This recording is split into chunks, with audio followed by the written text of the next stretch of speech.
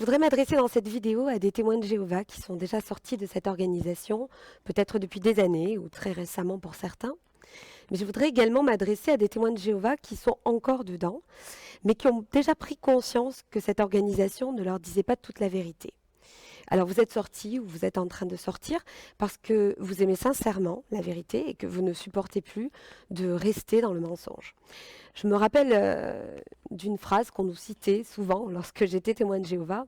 On nous disait « c'est difficile de devenir témoin de Jéhovah, mais c'est très facile d'en sortir ». Alors je pense qu'aujourd'hui vous vous rendez bien compte que c'est faux, qu'en réalité il est très dur de sortir des témoins de Jéhovah. Tout simplement parce que cela coûte cher. Vous avez pour la plupart tous vos amis qui vous tournent le dos. Pour certains, malheureusement, c'est même des membres de votre famille. Peut-être que vous êtes en train de perdre des membres très proches de votre famille, qui ne souhaitent plus vous parler, qui ne souhaitent plus avoir de contact avec vous. Et ça, c'est extrêmement difficile à vivre.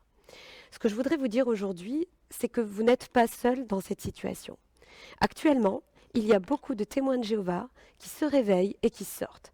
Beaucoup prennent conscience des mensonges qu'on leur a enseignés. Alors dans cette vidéo, je voudrais vous encourager et aborder avec vous une question.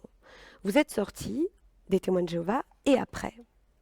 Alors je voudrais partager un texte de l'Évangile dans Matthieu chapitre 24 verset 10 qui nous dit « Plusieurs faux prophètes s'élèveront et ils séduiront beaucoup de gens ».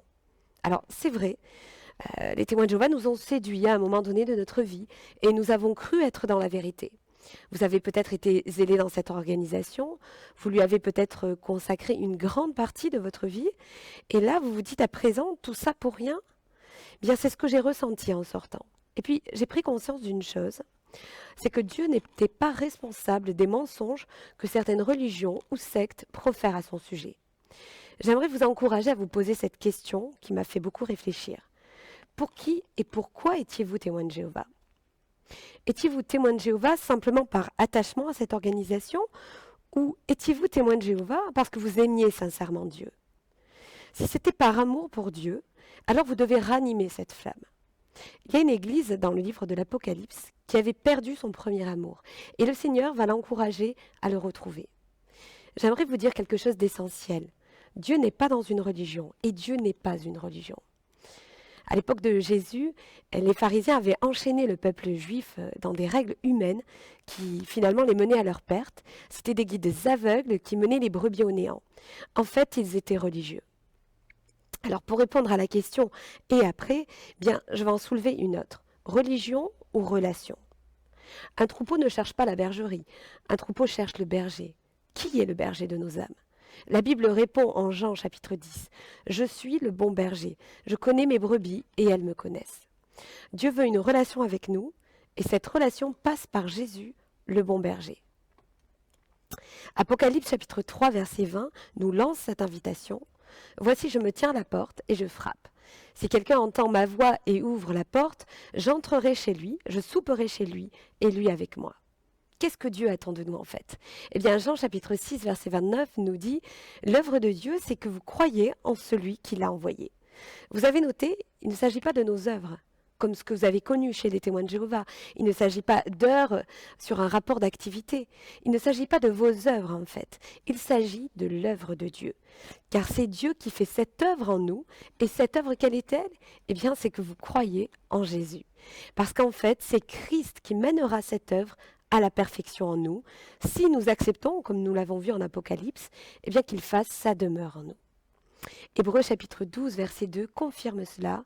Il dit « Faisons-le en gardant les regards sur Jésus, qui fait naître la foi et la mène à la perfection. » Vous avez peut-être remarqué que chez beaucoup de témoins de Jéhovah, tout se passe dans la tête. C'est très cérébral en fait.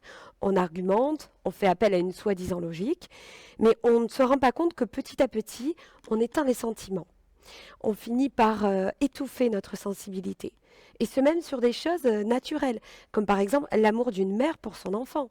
Puisqu'aujourd'hui, regardez, des parents sont prêts à ne plus voir leur enfant juste parce qu'ils ne sont plus témoins de Jéhovah.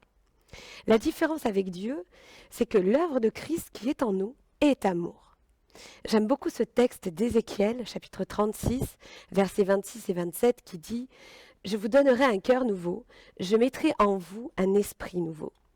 J'ôterai de votre corps le cœur de pierre et je vous donnerai un cœur de chair. Je mettrai mon esprit en vous. En fait, cette connaissance qui était cérébrale, eh bien Dieu l'a fait descendre dans notre cœur. Alors, et après? Eh bien, je voudrais vous dire que le et après est libérateur. Parce que Dieu vous aime et que vous êtes précieux à ses yeux. Je voudrais vous dire que même si vous vous sentez brûlé par cette organisation, Dieu est celui qui peut guérir vos blessures. Je voudrais vous dire que même si vous avez peur, Dieu est celui qui peut vous rassurer et vous protéger parce que venir à Jésus n'est pas venir à une religion.